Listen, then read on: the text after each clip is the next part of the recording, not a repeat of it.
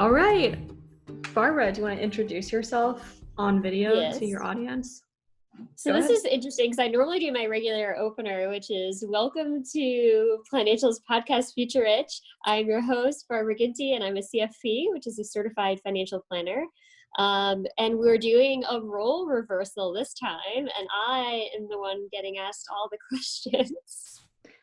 Oh yeah, we have a very special episode of Planancial for you all. And I'll introduce myself. I edit the podcast and help Barbara and Alex produce it. So yeah, we asked you my all female dream team. I know, it's just the three of us. It's like an all-female team. Yeah, it's pretty cool. And we've been working together for over a year now. Planancial is going on 2 years, right? Over 2 years. Just over 2 years for the podcast. Yep. Just over 2 years for the podcast. So still really new if you think about it. And it's funny that this is like the first time that we're showing our faces. I know, I feel like Alex in particular loves to be behind the camera and behind the scenes. But yeah, I guess we kind of were talking about how I haven't really shared my story too much, like my background too much.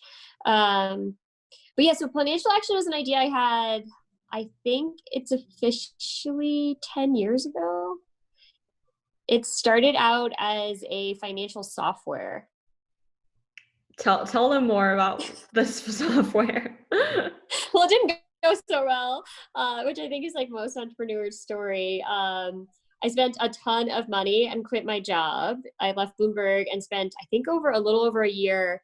I was a waitress and waited tables in the evenings. Sometimes they made me do lunch, which sucked because I tried to spend most of the day working on the software. But yeah, I built a financial planning software with the help of a coding company that I hired. I tried to learn SQL. It did not go that well. I found out it was more efficient to hire someone. But yeah, I did that from 2011 until 2012, I believe. Yes. And then Planancial was reborn as a podcast and online classes years and years later. You want to talk about like when and how it was born, like reborn? Yeah, so I feel like every great story starts in a bar. Is that a saying? So I was out with my friends. Alex and I have mutual friends, also commonly referred to as Potter. So we have mutual friends, and the advice I had been given, because I would talk to multiple entrepreneurs, was that maybe I should do something that's a little bit more in my wheelhouse. And obviously coding was not. I knew personal finance really well and knew general finance really well. But the coding thing, I was really at a deficit because I had to always hire people to do that for me, and learning it on my own wasn't going that well. So I was told I should do something that I'm better at. And I always like working with people, and I'm not afraid to public speak. So they suggested either a blog or a podcast. And I was like, I hate writing. So I'd much rather do a podcast. And I was just out with my friends at a bar one night, and I was telling one of my good girlfriends, I was like, oh yeah, I think I'm going to do a podcast, but like I haven't, just like was suggested to me, I know nothing about it, so I'm gonna have to like find somebody. And she was like, oh, Potter is a podcast genius. I was like, really? And Potter was there. So Potter was like, oh, I'm not a genius at it, but like, yeah, I went to school for this sort of stuff, like I can figure it out. Like, why don't we do it on a Saturday or something? And they're like, we'll just do a podcast. And I was like, okay. And Potter found the people. Like, she put out a post and got a bunch of people, and she did everything, and we just showed up on Saturday. And we had, I think we did 5 women the first day, like just all day in person. And some people came in as like far as like they took the train in 2 hours to do it, which I was like, wow.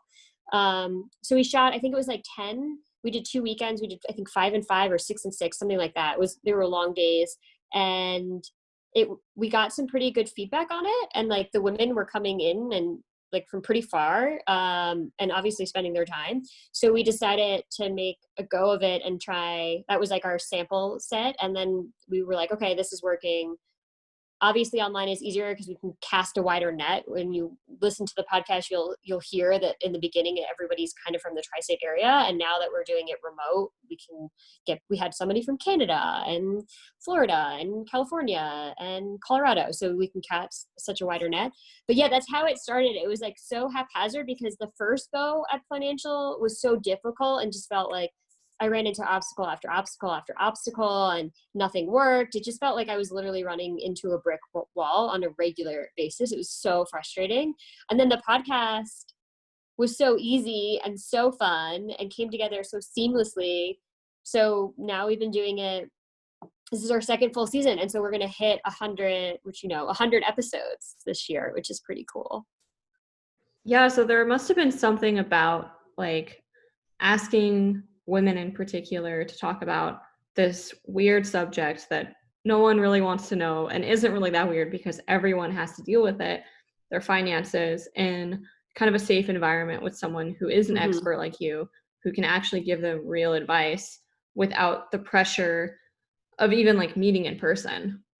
Yeah, it's totally anonymous. So people, I think someone asked me like, well, like, what's your breakdown of like the women you have on? And I'm like, I have no idea other than like their fake name, their age, and what they tell me. Like, we don't actually physically see them. I just know location and age is like really the, where I can give statistics on like who we're meeting with, because it's all virtual and all anonymous. Yeah, so that's been super interesting to hear all the stories. And the reason, and some people don't even realize this, but it's only women guests. So I only have women on as guests. Like, for experts, it's, you can be a man, because I didn't want to limit expert advice. If you're a great lawyer and you're a man, I don't want to not have you on the podcast.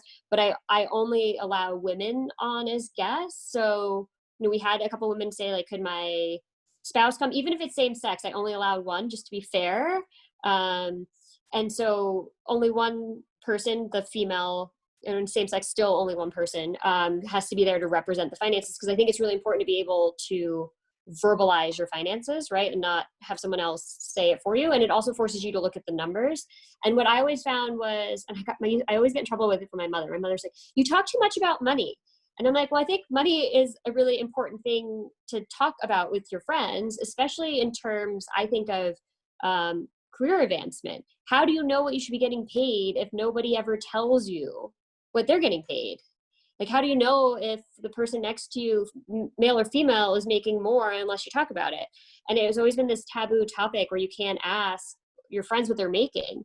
And I think it's important. And that's why we say it on the podcast, like what industry you're in, if we can be more specific, like what type of role, without trying to, like, we don't want to give up identity, what you're making. Because if you're listening and maybe you're in that similar field, you're like, oh man, maybe I'm getting underpaid, or maybe my pay is on target with where it should be. So I always found like it was such a taboo topic. I always found it really interesting. Like, what are you making? What are you saving? I've always just been super interested by money and also people's perception and relationship with money. So I've always liked to talk about it, but my mom's always like, Barbara, money is a topic you just don't talk about. And I'm like, well, I really like to talk about it. So I really enjoy the podcast because I just like love hearing what people are making, what they're doing with their money. And then obviously it's great to be able to try and help and see if I can drive them in a different direction to try and get them more aligned with what their goals are. Yeah. Yeah. So I guess this kind of goes into my next question with, like, when did you know that you wanted to be a certified financial planner? And like, So how did you get into that? So I always didn't want to do it because my father and my aunt did it. So I was like, I'm not going to do that. I'm going to go to Wall Street. So I went the totally opposite direction because my family, my aunt and my dad, were both CFPs and did financial planning. And so my first job was at Bloomberg. They had a financial sales training program. I made a ton of friends that way. It was really great. I didn't go back to school to get an MBA. I started the business instead and spent all the money that I probably would have spent on an MBA starting my first version of Planancial. But I always say the sales training program I did at Bloomberg was phenomenal. We took classes on mortgages, on CDS, on other derivatives, equity derivatives. We learned so much in that. It was almost like 9 months training. We had classes, we had homework, we had tests. It was like really incredible. And I made a ton of friends as well because everyone was coming right out of college. They actually hired every 2 weeks. There was a new class. Yeah, it was really awesome. I feel really fortunate that I got into the program. I think I literally applied 40 times. I think I applied so many times that they just finally offered me an interview because they're like, this girl is not going away. So yeah, I went the total opposite direction with finance because I just didn't want to do the same thing my dad and my aunt were doing. I felt like I should do something different. And so then I didn't think I wanted to be a CFP because I literally just didn't want to do it because that's what they did. So when I started the financial software company, I did that because it was also different than what my dad and my aunt were doing. They were sitting down, meeting with people one-on-one, very traditional. And I was like, I'm pretty good with money. I had figured that out by that point, that I felt like I was helping people on the side. Like I was meeting people over lunch or at coffee shops, or people at Bloomberg, I set up a bunch of 401ks for people. People knew I knew how to set them up and understood them. And so that I would get emails and be like, hey, I heard you can like help me with this. So I did the financial tech startup more so because it was also different. It like wasn't going that traditional route. And then when that failed, again, I went back to Wall Street. My boss hired me back. He was at a different firm. He hired me back. I did the same thing I had done for a number of years. And my sister was like, why don't you just like buy dad's business? He's selling it. He has an offer. I think you should buy it, and I think you should do it because you do it for everybody on the side anyway. And I was like, no. I like working on Wall Street. I make more money than dad. It's like, in my mind, it was more prestigious, like I work at a big firm, I have an expense account, I don't want to go work in this small town and do something that like in my mind, like anybody could do that. Like I worked really hard to get on this team that's like, I don't know, it wasn't really that special, but in my mind, I was like, I'm doing something different than dad, and that's what I wanted. And so my sister was like, you're not really that happy though. So thank you, Erin. Was she right? Were you really not that happy? I think I am such a goal-driven person. I don't think I ever took the time to think about whether or not I was happy. I was on this track and I had these goals that I wanted to hit. And so as long as I was hitting my goals, I felt like I was happy. I had never really thought about, and I liked who I worked with, right? Like I loved who I worked with. I worked on a great team. It was really interesting. I was learning a lot, and I loved my team. I'm still super close with those that were on my team. Like I would consider them my very good friends. And so that makes a big difference when you're going to working with people that you really like and respect, right? But no, I don't think that derivatives is something that like inspired me to wake up in the morning. I just think I really liked who I worked with. And I think that, and I liked a challenge, and that was a challenging team to be on, a challenging product to work with. And so that was good for me. I like a challenge.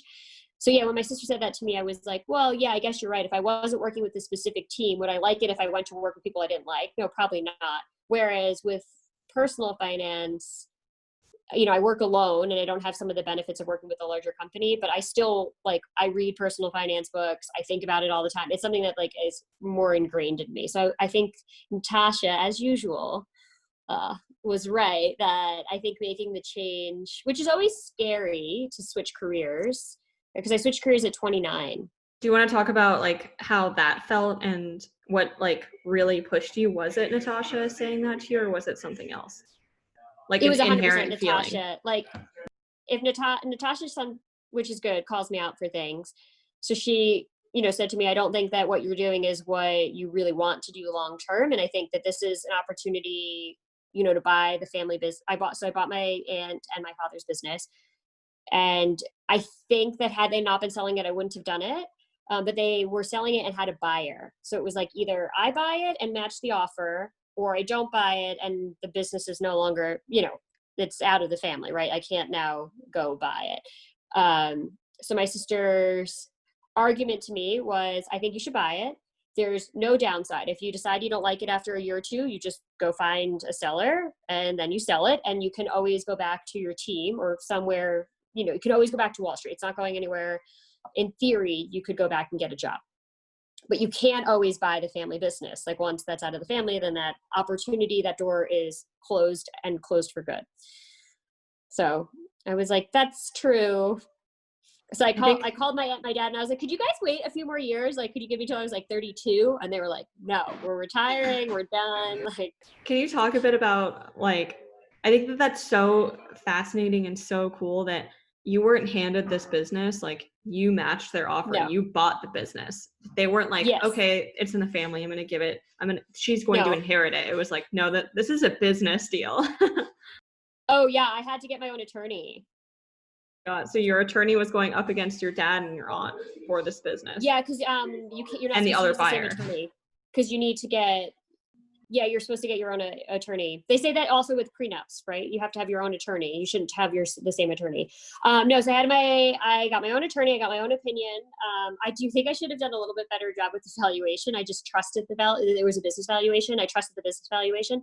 And then we have a contract. So it's actually funny, the girl or woman, not girl, my friend on the trading desk was the trading assistant. And I was like, can I borrow you for a minute? Can you come with me to there's like the mailroom floors, like no one's on it. So I brought her up there and I was like, I need you to witness my contract signature. And she's like, what does this imply? And I was just like, well, just that it's a valid signature. And she's like, oh man, why do you really need me? And I was like, yeah, I need somebody and I need to submit it today. So everyone else is busy. So yeah, she witnessed it on the floor, the mailroom floor, my signature for my contract that I then submitted to match the offer. That's so insane. Yeah, no, I definitely think where I had a leg up is I had the opportunity. Not everyone has an opportunity to buy a family business, right? So I had an advantage in that standpoint that opportunity was presented to me. So I feel lucky for that. I also feel lucky that the way that it's traditionally structured, and everyone does it a little bit differently, but you pay a third, and you have various, so if you buy the business, which you're basically buying the client list, right? There's no tangible asset. I don't get a car and I get, you get nothing, right? So you get the list of clients is what you're buying. So the way it normally works is if you don't retain, if you buy that and then that person you're buying from goes out and starts their own business, there's supposed to be a non-compete. But if they steal back, there's a retention portion. So what we did instead, because I didn't have the money and I didn't want to go to a bank to finance the first portion, is we actually, instead of doing a third, we amortized it. So I pay it like a mortgage. So I had the benefit that I didn't have to do a huge down payment up front. And then therefore you'd have no payment till year 3. We just did monthly payments over a set time frame rather than large installment payments, not consecutively, right? Like a year 1, year 4, and I don't know, year 6 or 7. So we did do the financing a little bit different, and that worked well for me. So I think I got a little bit of a break with that. But no, I have a 4% interest rate on my loan, which is higher than mortgages. And and I paid for it a lot of money. What kind of has changed for you now that you are a business you own your own business, you're not working for Wall Street anymore, you only have yourself to really answer to? How do you manage that? To be honest, sometimes it really sucks. It is nice to be oh, the light bulb's broken. Or to give you a perfect example, on a day it was super busy, I'm not joking, the ceiling fell down and it just started pouring water out. It wasn't even raining that day. I was like, where is the water coming from? There's no water on. And I have meetings and I have to get I don't have any tarps. So oh my God, I was getting audited that day. The auditor was like, do you need help? I was like, I do need help. I don't know why the ceiling is raining. It's sunny out. The person who lives upstairs supposedly isn't running the water, which I believe them because I don't hear anything on. I have clients walking in. I am by myself because my assistant had quit, I think, at that time. And I was just on the verge of tears. So I was just this is insane. How some days you're just running a small business, honestly, and I've said this before, which is kind of probably terrible, but sometimes running a small business can be death by paper cut. It's 1,000 little things have gone wrong and and it's not your job, right? It's not what your professional skill set is, but it's your problem. You can't, you have to fix it. Yeah, you have to wear 1,000 hats rather than just focusing on one thing. Yeah, but so it's worth it, right? I definitely think it's worth it. I definitely think that it's a roller coaster ride that's not meant for everybody. I think there are pros and cons to everything. I think it is well suited for me now, but I will be blatantly honest, the first few years, it was really hard. And it was really hard because I took a step, a career change, I think for most people is a step down in pay. And it was a pretty significant step down in pay for me. And not to mention, I now had financial obligations where prior to that, I didn't. I had a note, the loan for the business, and I've never missed a payment, and nor do I ever intend to miss a payment. But that, that was a struggle because you got paid last, and I didn't have all these financial obligations as a single person with a corporate job, right? I got paid my money, I paid my rent, but I didn't have a mortgage, I didn't have a loan. like, so it was just like whatever I want to spend my money on, I obviously was always saving, but I didn't have that pressure of having to make payroll and make a loan payment. And then at a certain point, make a mortgage payment. And like, what happens if you don't have enough money to make those payments? There was definitely times where, and I only had one staff person, but then my loan, and there's definitely times where it was like the end of the month. And I was just like, I just don't know how, like, fingers crossed, like I'd like add up the numbers and be like, God, I hope that everything clears. And like, I hope that check doesn't clear until this check clears. And then I hope I get a deposit in before that check. Yeah. Terrible. It's a terrible pressure you feel initially. And I think that I was lucky to buy a business that was revenue generating, but it was revenue generating pre-loan, right? Now I have a loan. So I just had more obligations in terms of like the business went from supporting like 2 people, right, and a staff person to now supporting the loan and the staff person. And now I was supposed to be able to pull money, which didn't really happen, not to the level where I could make all of my bills. And then I had to have health insurance, and the cost of doing business had gone up. You know, the compliance and regulatory things had gone up, and so, you know, it's nice to be, having started a business from scratch and starting a business that has revenue, it's definitely nice to have revenue. But there's their own set of problems with an established business, right? Like, yeah, I think that there's this misconception with like being a business owner that you have, I mean, you do have a lot of freedom in some ways, but like what you were just saying, that's a lot that people don't think of. They just think of like hashtag boss babe, like I have my own thing, but it's so much more than that. And I think that that's a lot of what Planancial is like kind of talking about all of those nitty gritty things that people don't think about and don't want to think about. But if you do talk about it and you do work towards fixing it, then you can eventually get over those hurdles and have success for yourself, which you have. Absolutely. Yeah. And Ophelia was one we did recently. She's a follow-up interview, and her husband started a dental practice, and it's absolutely worthwhile. And I'm like super happy and excited to hear how much they've progressed in a year. But there's all these little things that like you don't think about. So yeah, all my friends were like, oh, well, you can like do whatever you want. And it's like, well, kind of, but then the business might fail. Right. And like my loan doesn't go away if I fail at the business. Like I still owe the money, whether or not I make money. Like I am obligated to pay that. And the interesting thing is, I would say the one thing that I miss, and this is not true for every corporate job, so keep that in mind, but it's nice to be able to take a vacation and legitimately not have to like be contacted. Yeah, you're never really like tuning out completely. But then you can work from wherever you want, and you know. Yeah, you have the positives are you have a lot of flexibility, and I think that comes more as you advance as a business owner. I think the flexibility in the beginning is nil. I think basically you have to plan, and that's what I had told Ophelia. I think you have to plan to be there probably 7 days a week initially. I worked many weekends and worked many nights. I would say probably for the first 5 years. I kind of think that goes with some of the questions that we received too. Like, yeah. So once someone asked, kind of going back to Wall Street, how is the overall perception of Wall Street different than reality? And I'm really curious. Some of the, yeah.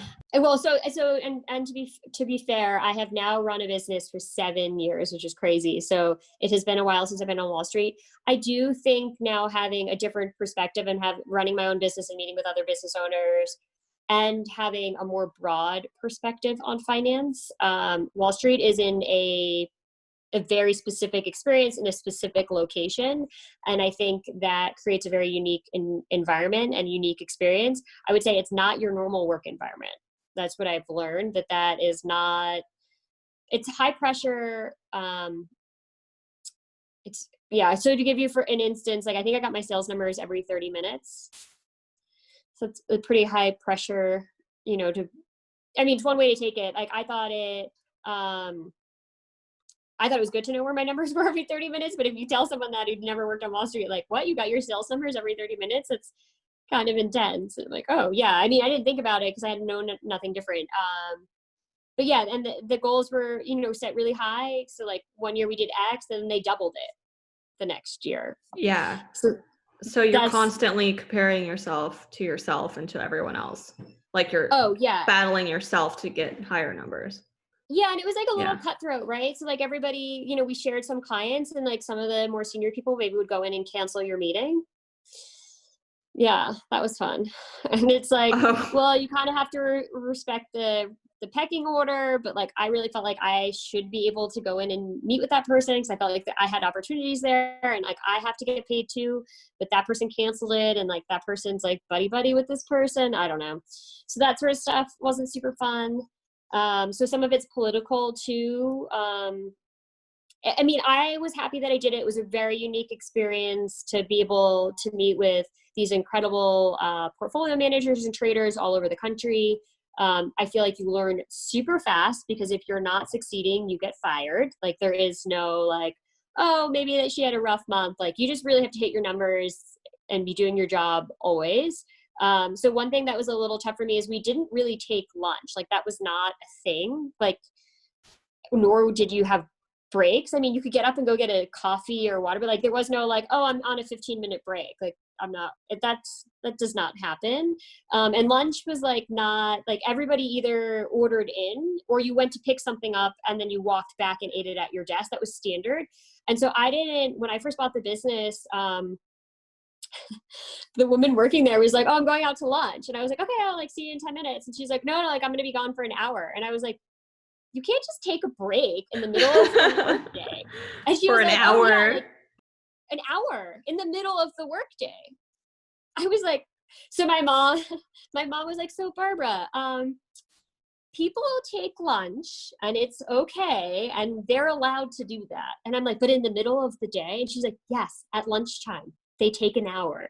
I take an hour. And I'm like, oh, she's like, you can't just like not do that. And I was like, well, I never got that. And she's like, yeah, but that's not a normal environment. And I was like, oh. That's just one of the like little examples. I feel like that I didn't like no one really knows what it's like if you're not put into that environment or you're not, I don't know, like you're not familiar with what that kind of cutthroat community is like. So do you think it's still like that, one? And two, like if you could go back now, would you? No, I would definitely not go back. I feel like at this point, I've invested so much time and energy into the business. I have really good relationships with my clients. I'm like really excited about the podcast and the online classes we're doing. And to be honest, the reason why I think I couldn't go back to Wall Street at this point is I think I would be too tired, if that makes sense. I just feel like and not to say that I don't work hard, but I think the grind of the super long hours, and I flew a lot. I had to fly to clients. And so, and I still fly now, but just it's different when it's on my own schedule, you know, versus being like, oh, next week you should be in Chicago or whatever.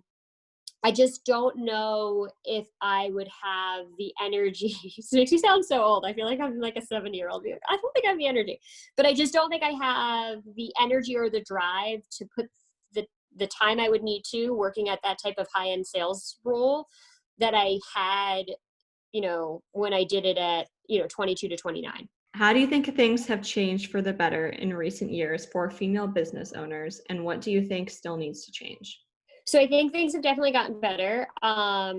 Like more awareness, right? That maybe there's not as many of us, and why are there not as many young female business owners? And I'm hoping I'm still categorized as young. There's definitely not a lot of young female advisors out there, and then probably less as business owner advisors, because that's, owning your own practice versus working for somewhere. There are pros and cons to both, but why are more women not going on the entrepreneurship ownership? And I could say there's like a lot of reasons. I've always thought that one reason is because women, I think, are a little bit more grounded in terms of having health insurance. And that is a very difficult and expensive cost. It was one of the costs that I didn't really appropriately allocate money for when I took over the business. And I think as a young female, having health insurance was always a really important thing to me. And I've met a lot of entrepreneur men who are like, oh yeah, I just don't have it.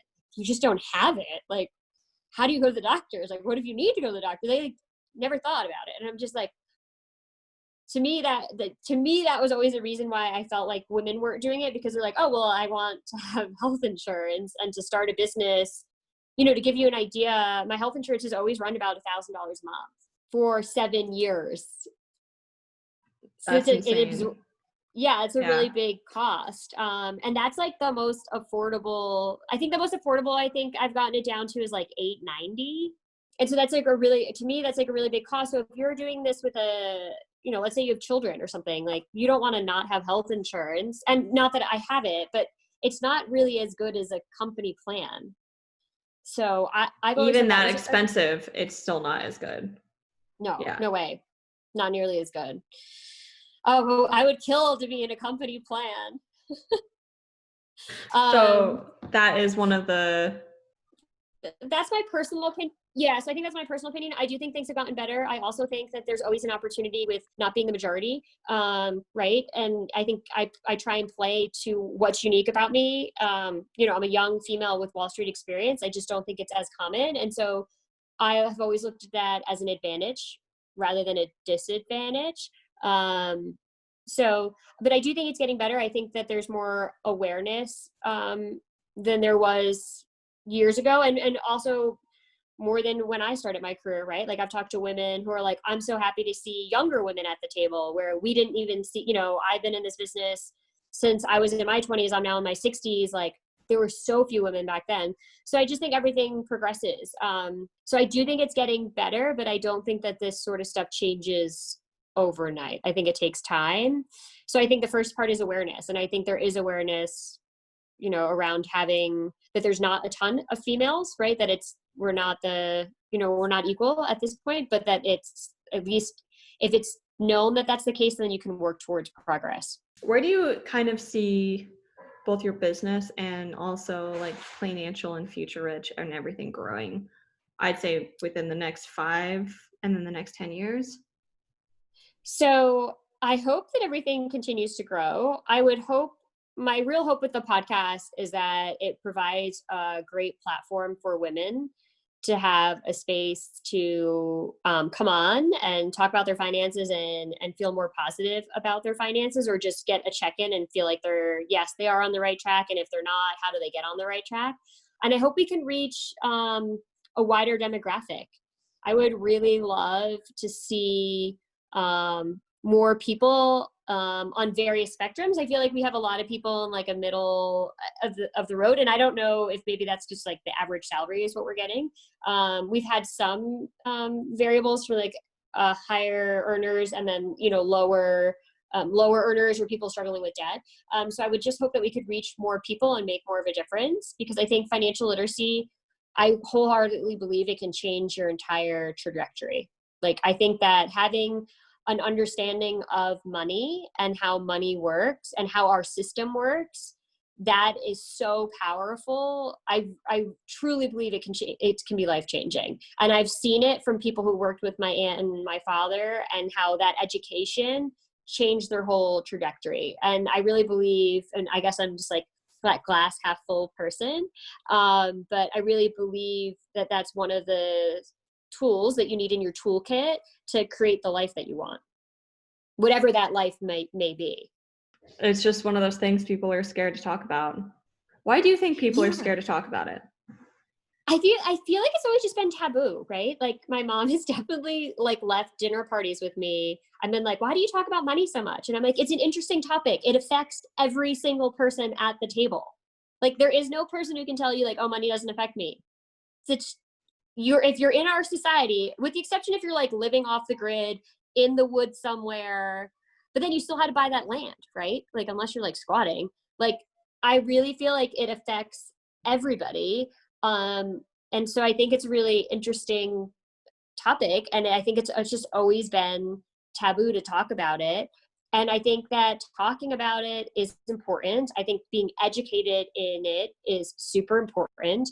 I don't think that the education in it is comprehensive enough. I think it should be taught at the school level. I think it should be a basic skill everybody is taught, because everybody will deal with it, kind of like reading.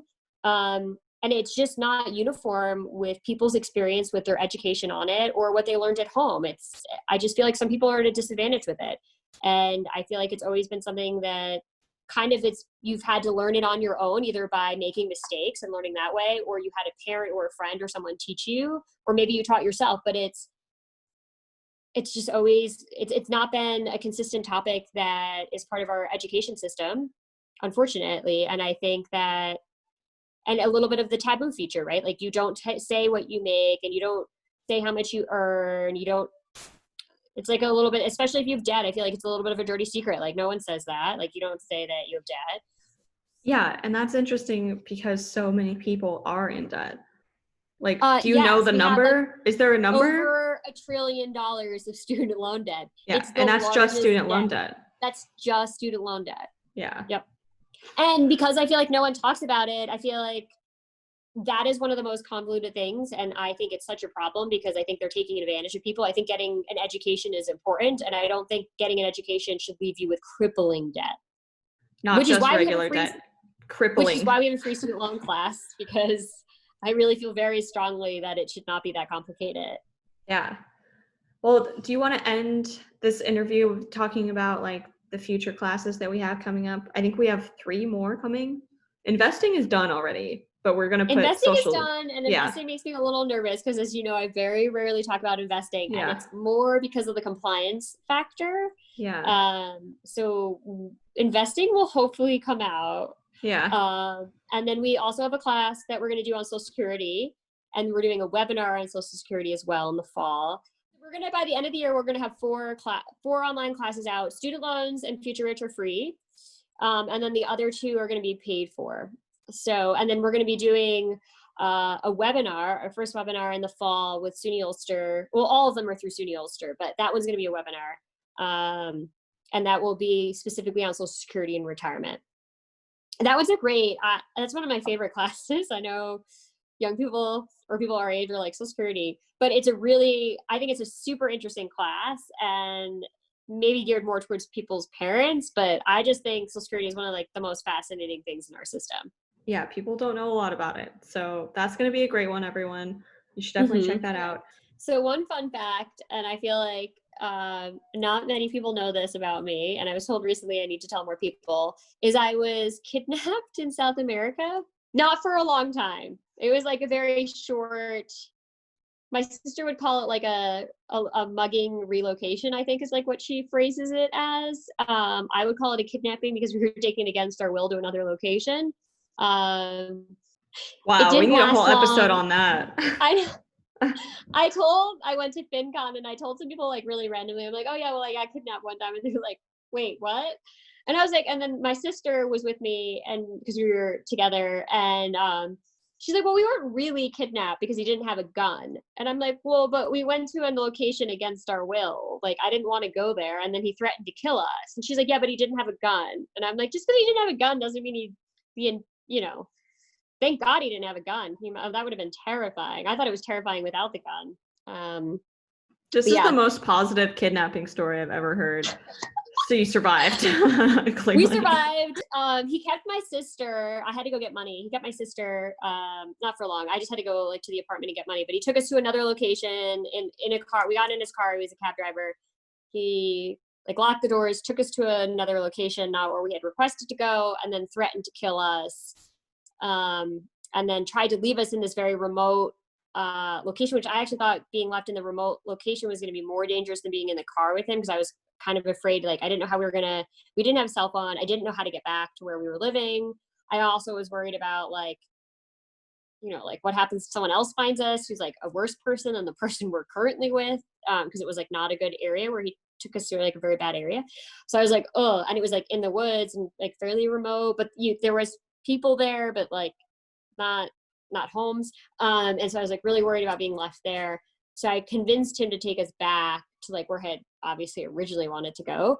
And so he took us back like nearby where our apartment was. And so and then he kept my sister, and then I had to go get money to get her back. And I was just like really nervous to leave her with him, because like, what if he took off with her? Yeah. And then I have to like explain to my parents that I lost my little sister. And my sister was like, don't worry, Barbie doesn't have a gun. That's all she kept saying. Like, I don't see a gun. And I was like, will you just be quiet and let me negotiate with this man? So I had to go get money, and then I gave him a bunch of money. I think I paid like $200 for her or something. So, okay. Yeah, I mean, she's definitely worth 200. Yeah, it was like $200 or $300. It wasn't like, I mean, at the time I was a college student, so at the time that was a ton of money. Like, I could live on that forever, but obviously worth my sister. And my sister was like, it wasn't that bad. Like, he didn't have a gun. And I was like, will you stop saying that? Yeah. Wow. So We should definitely do an entire episode she about refers that. to it as like, it's like one of my, my fun facts. I feel like you get asked that question a lot, like at Conver, like, oh, what's your fun fact? And I'm like, oh, I was on the crew team, or I'm a dual citizen. And then I'm like, oh no, the kidnapping story is my fun fact. That was a good one. Okay, then let's talk about the worst piece of financial advice you've had, and then the best. Ooh, the worst piece of financial advice. That's tricky because people don't tend to give me financial advice. And I definitely know the best, because the best was my mentor, the advice from my mentor. So I think probably the worst piece of advice, why don't I tell you the worst piece of advice I've read? So there's this trick with Social Security that they basically say, you can take Social Security, and then if you keep the money, you can repay it, and you have it, 1 year to kind of change your mind and have a do-over, is what I would call it. But you have to repay the money. And so there was an article saying you should do that. You should collect your Social Security, get this, put it in the bank, make all the interest on the money, and then you pay it back, and you get to keep all the money you made on it. And it was like, hold up. The banks are paying what? 0%? You're going to do all of this paperwork to put it in the bank to make like 50 cents. And this article wasn't old. It wasn't like this article was from like years and years ago when the bank was paying like 10%, where maybe you make a couple $100. Also, the people who wrote the article have clearly never dealt with the Social Security office, because it wouldn't be worth $200 to do all the paperwork to make that money for 11 months. There's like no way it would be worth it. So I read that article and I was like, this is a terrible idea. And I can't believe this is like in some financial art, like recent financial publication. It was like more of a marketing thing, but I was like, this is not like a strategy to make money at all. You should have written a comment on there or reported it or something. At first, because I click on all these things that are like financial related, it's like just to make sure I'm not missing anything. And I was like, free loan from the government. Like, what's this? And I was like, oh, this is, by the time you file all the paperwork, like the money won't be worth it. Like, unless the bank was paying like 20% or something, but like that hasn't happened in decades. So that was like the worst piece of advice that I read. And I tell everybody, and this will be in I tell everybody in the Social Security class, because this article is like still out there, like ignore that article. And then I think the best piece of advice I'd ever received was from my mentor. And if he watches this, he knows who he is. But he told me when I got my first job at Bloomberg that I needed to put in, I needed to get the full match and like as best possible get up to the IRS limit. And so I didn't have the money because it was like rent and I had to buy suits and dry cleaning, and I didn't spend that much money on food, to be honest, because I lost it was like the best diet. I like didn't spend any money on food. I ate everything that was free. I was like going to the conference rooms when like they were done and like leftover sandwiches. Yeah, all of us, like people that had just started, they'd be like, oh, there's like a conference that just ended, or there's a lunch and learn, and there'll be free lunch at this lunch and learn. So I'd go to those. So he said to me, like, do a 0% APR card, and then so that you put the difference that you need to get into the 401k on the card, and then you can pay that off when you get your bonus, because you can't go back in time and get the money. And by next year, you should be making more. This first year is going to be the hardest. So he literally like wrote it down on a napkin, and I was eating all the free peanuts right at the bar. We were at like some bar, and there's like shoveling in the free peanuts. And I know he's going to pay for beer. I was like, yes, beer and peanuts for dinner. And he's like, yes, and now put all of your money in the 401k. And I was just like, this is like living large here. I'm getting my free beer and my free peanuts tonight. Like I can't be in the 401k. Like I can't afford to be in it. And he's like, you can't afford not to be. And so he's like, this is what you're going to do. Yeah. And so I listened. Ironically, I didn't listen to my father, who was like, you need to be in the 401k. And I was like, yeah, I don't listen to you. It's because he didn't have the peanuts and the beer and the atmosphere. Exactly.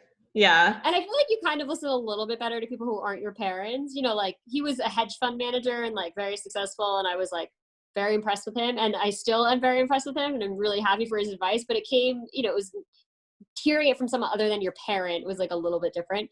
And so, yeah, he like wrote it down on a napkin, and I was like, okay, I'm going to do this. And then the next time I met with him, he's like, did you do it? And I was like, I did. So that was probably the best piece of advice. And that account is worth so much money. That's amazing. Yeah, And I guess it's I'll kind just of, tell you that I'll tell you the numbers. I did it for 4 years. yeah, I put money in that for 4.5 years when I was at yeah. Bloomberg, from 22, I guess like a little bit over 26, and it's worth about $300,000 now. What?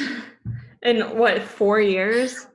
In Oh my for God. 4 years worth of money, and so And I so if think you I missed probably that first year, that would be like it would be worth detrimental. that. Yeah. Yeah. So I don't even know what I contributed, but let's just assume I contributed total to it 60,000, and I forget what Bloomberg put into it. I don't know, but like actual dollars put in, let's say, was probably maybe 80,000 ish, like that, something like that. We'll say somewhere between, maybe I didn't do 15 each year, but maybe I did 12. So I put somewhere between, I'd have to look back at like old documents, but let's say somewhere between 60 and 80,000 was actually put in real dollars. So yeah, it's about triple. And that's why you use that example with your Yes. guests, the like Yes. penny every single day, right? Yes. That Yeah. is why you want to get as many doubles as you can, because I Yeah. haven't put $1 in that account since I was like almost 27. So we'll say 26. So from 26 till I'll be 36, it's triple. And that's my own personal example, not reflective of your own account, but yeah, that account is worth just about 300,000. That's amazing. I know. My mentor is always just like, I feel like you owe me a drink. And I'm like, I owe you lots of drinks. You owe him like a drink a day for a year. I know. Yeah. I know, for the rest of his life. Amy, thank you for joining me. And thank you for asking all the questions. My pleasure. Yeah, this was really fun and definitely different. So for all of our lovely listeners, please follow us on Instagram. You can message us on there. You can give us suggestions for someone you'd like to see as an expert, or if you want to be a guest, you can get in touch with us that way. And as always, you can check out all of our free online classes at www.planancial.com.